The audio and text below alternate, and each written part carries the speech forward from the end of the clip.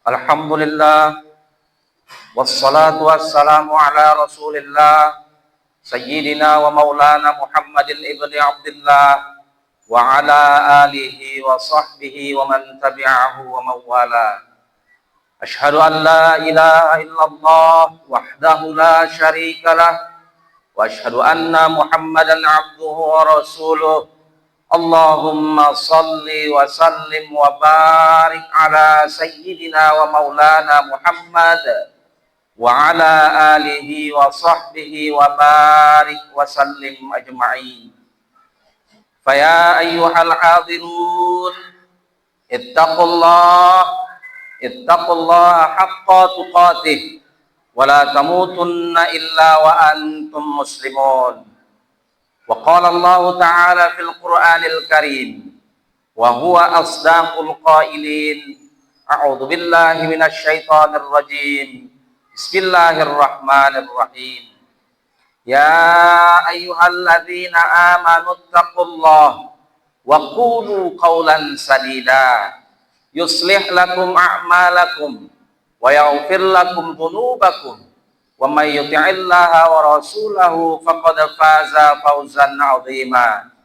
وقال الله تعالى في آيات أخرى أعوذ بالله من الشيطان الرجيم بسم الله الرحمن الرحيم اليوم نختم على أفواههم وتكلمنا أيديهم وتشهد أرجلهم بما كانوا يكسبون صدق الله العظيم wa sadaqa rasuluhun nabiyul karim wa nahnu ala dzalika minasyahidin wasyakirin walhamdulillahi rabbil alamin. Hadirin jamaah Jumat yang saya muliakan, yang insyaallah dirahmati oleh Allah Subhanahu wa taala.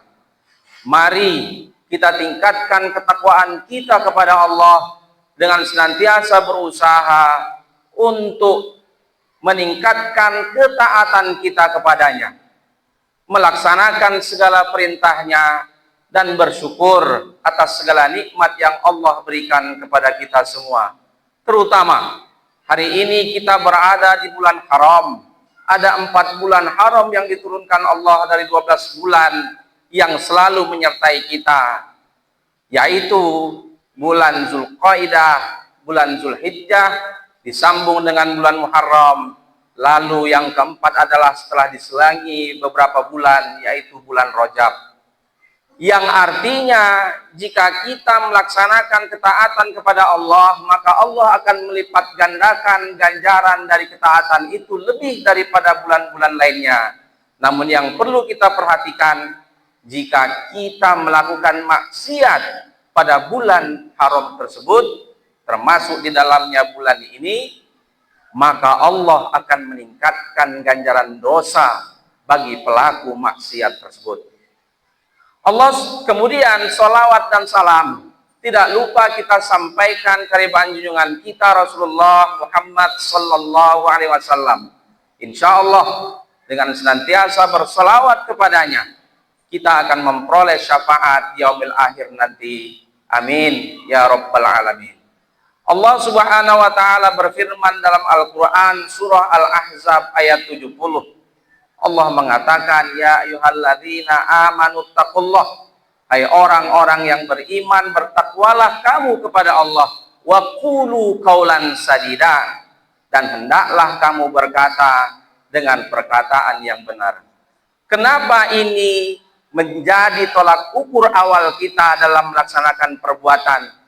Karena perkataan yang kita ucapkan itu mencerminkan sebagaimana yang dikatakan Rasulullah Muhammad sallallahu alaihi wasallam, sebagai orang yang percaya kepada Allah dan kepada hari akhir, hendaknya ia menjaga ucapannya.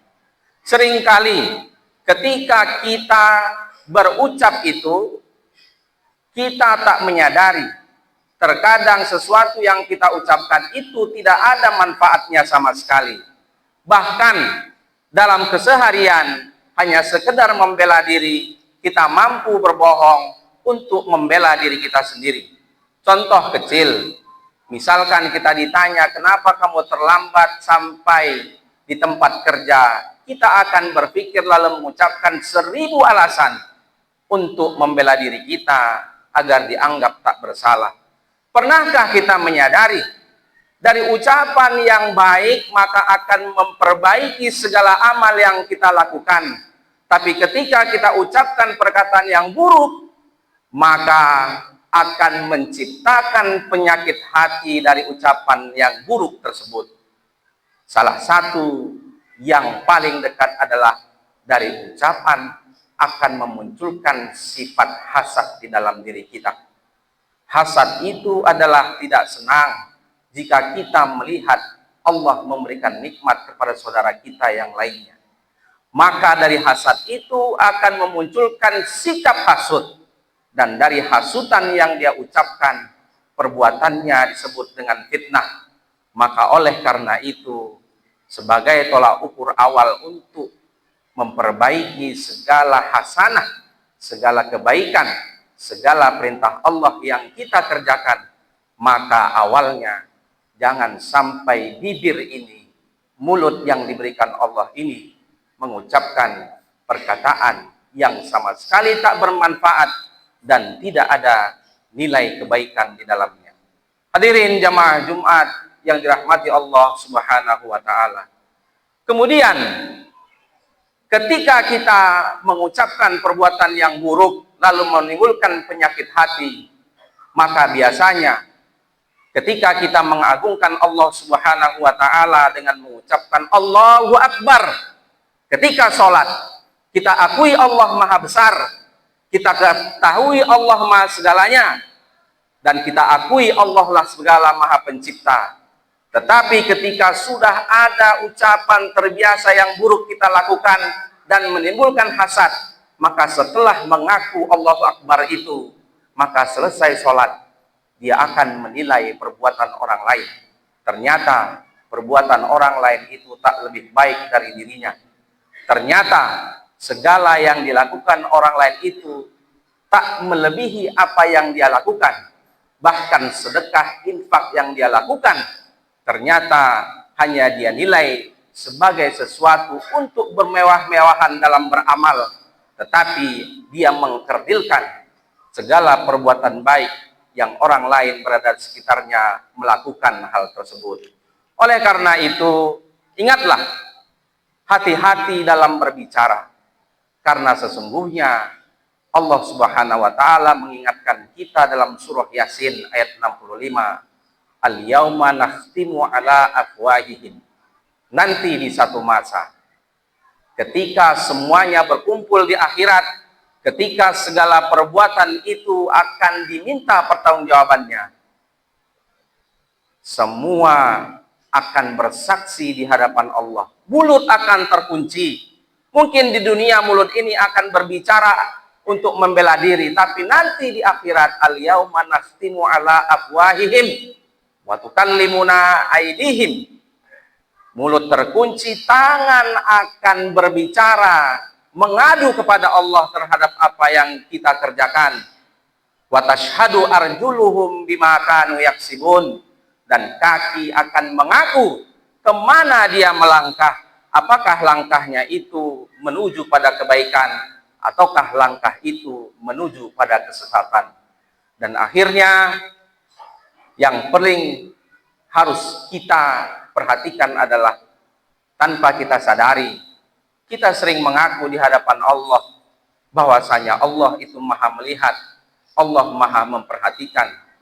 Tetapi ketika kita berbuat dosa, kita lupa Allah maha mendengar. Maka janganlah kita berharap segala permohonan kita kepada Allah, segala doa yang kita panjatkan kepada Allah akan dikabulkan. Karena sebab apa?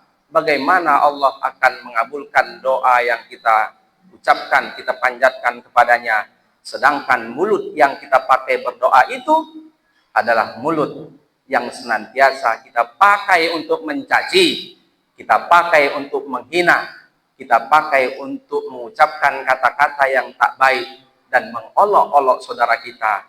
Bagaimana doa yang baik akan terkabul karena dibarengi dengan mulut yang demikian itu. Oleh karena itu, Hadirin jamaah Jumat yang insya Allah dirahmati oleh Allah Subhanahu wa Ta'ala, mari kita berpikir, kita lahir ke dunia ini tidak membawa apa-apa. Kemudian setelah lahir, kemudian dewasa, kita berusaha untuk mendapatkan sesuatu apa, baik didapat ataupun tidak. Sesungguhnya segala yang kita usahakan itu nanti akan diminta pertanggungjawabannya oleh Allah Subhanahu wa Ta'ala. Barakallahu li wa lakum fil Qur'anil Karim wa nafa'ni wa iyyakum bima fihi minal ayati wa dzikril hakim wa taqabbala minni wa minkum tilawatahu innahu huwas samiul alim. Aqulu qawli hadza wa astaghfirullahal azim li wa lakum wastaghfiruh innahu huwal ghafurur rahim.